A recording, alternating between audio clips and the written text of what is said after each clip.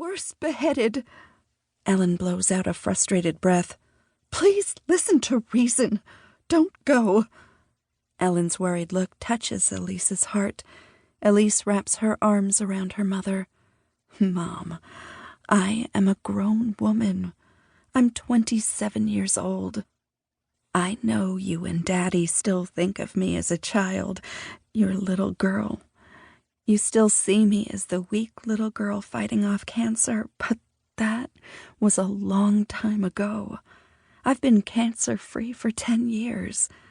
I know just how lucky I am to have survived it at the age I was, but that makes me even more determined to live my life to the fullest. I understand the risks of going to the refugee camp, and I'm willing to take them.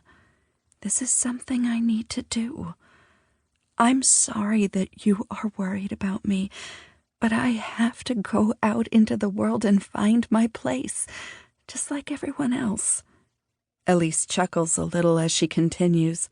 You didn't protest this much when Edward joined the army.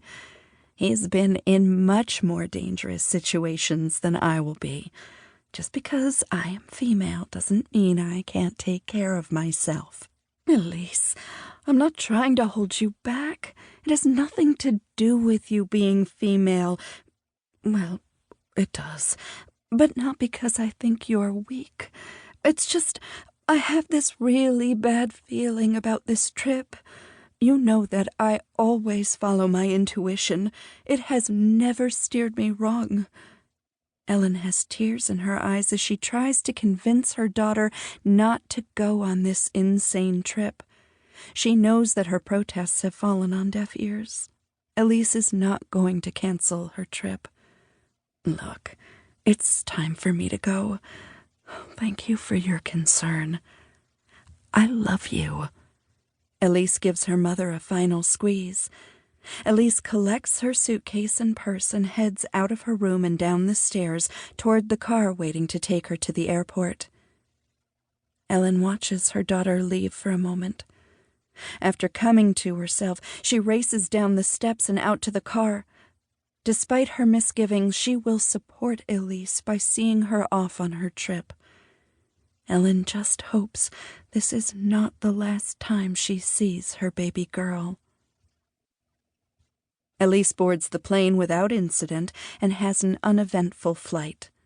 When she arrives at the international airport, she is stuck in customs for 5 hours.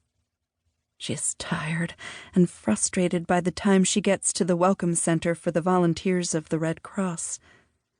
She is shown to a conference room and sits through several hours of preparations for heading out to the field.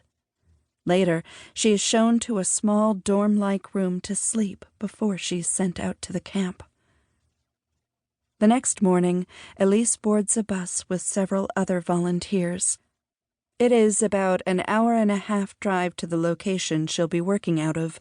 Once they arrive, Elise is shown to a tent with several cots. Elise is assigned a cot and is given some time to put her things away. She is shown around their section of the camp. She is shown the mess tent, the latrine, and shower facilities. She is well aware this is going to be a major adjustment for her. She has never even been camping. Now here she is roughing it in a foreign country with meager accommodations.